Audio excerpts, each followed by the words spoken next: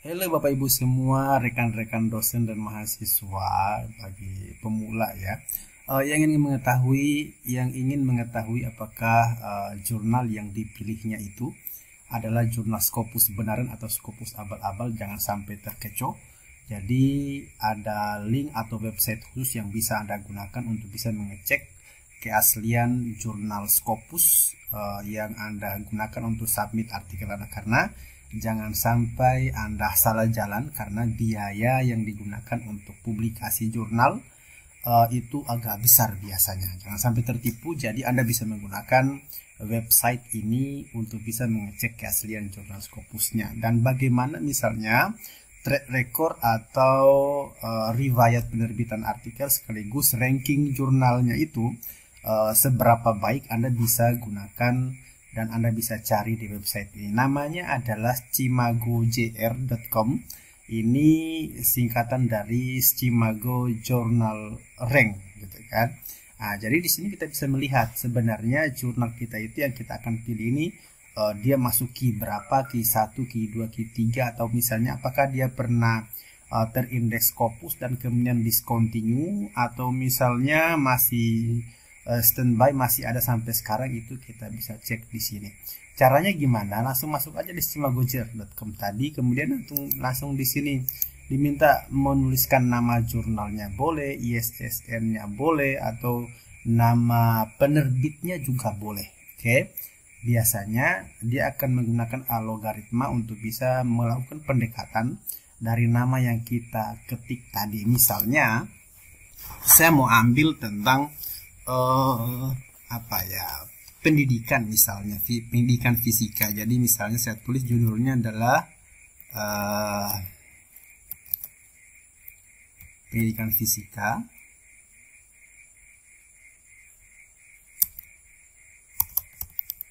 atau jurnal fisika misalnya begitu. Ada satu saja di sini, Physics Education. Oke, kemudian kita cari, berikan waktu. Oh, di sini dia tidak menemukan nama itu. Coba kita klik hapus aja jurnalnya deh yang dihapus.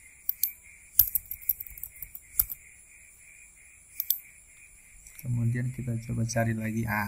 Dia akan memunculkan beberapa jurnal yang berkaitan dengan pencarian kita. Misalnya ada Physical Review, Special Topic for Physics Education Research, ada Frontier of Physics, dan semacamnya. Ini berkaitan dengan topik yang kita cari tadi, judul nama jurnal yang kita cari. Misalnya ini karena artikel saya adalah tentang pendidikan fisika, maka saya mau cari mana sih yang ada pendidikan fisikanya, gitu kan.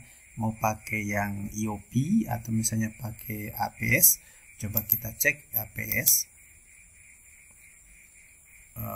Nanti juga misalnya kita coba cek yang dari IOP.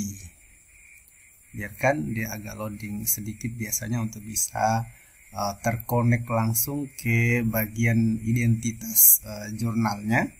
Dan ini biasanya akan terlihat spesifik bagaimana progres penerbitan artikel dalam jurnal itu. Oke, ini namanya adalah Physical Review, Physics Education Research. Ini tipikal subject areanya. Jadi di sini ini bisa menerbitkan artikel tentang fisika dan astronomi, bisa, atau misalnya ilmu sosial tapi fokus pada pendidikan fisikanya.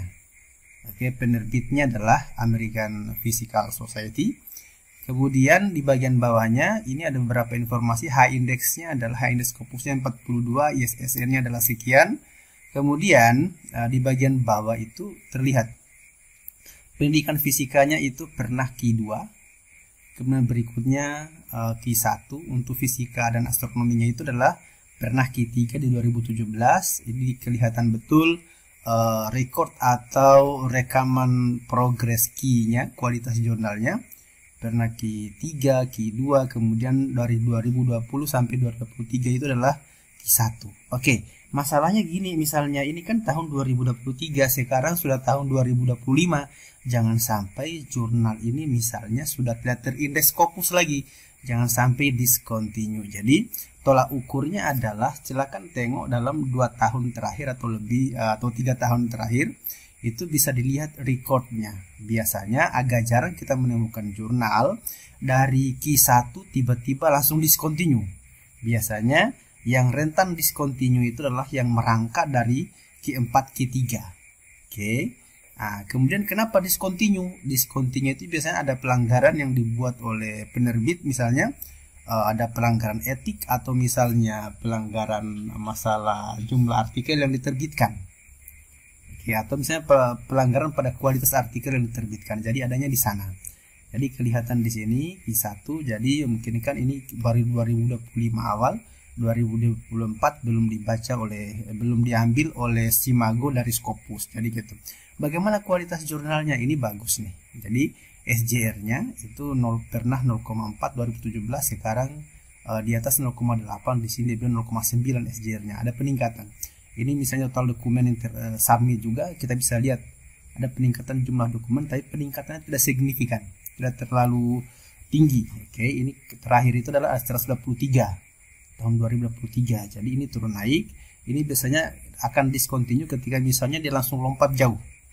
Oke, jadi misalnya langsung dari 50 tiba-tiba langsung 500 artikel. Nah, itu biasanya itu rentan discontinue tuh. Hati-hati dengan jurnal seperti itu. Ini citasinya, jumlah citasinya. Kemudian ada self citasi di mana penulis itu mengsitasi atau mengambil referensi dari artikel yang terbit oleh jurnal ini sendiri.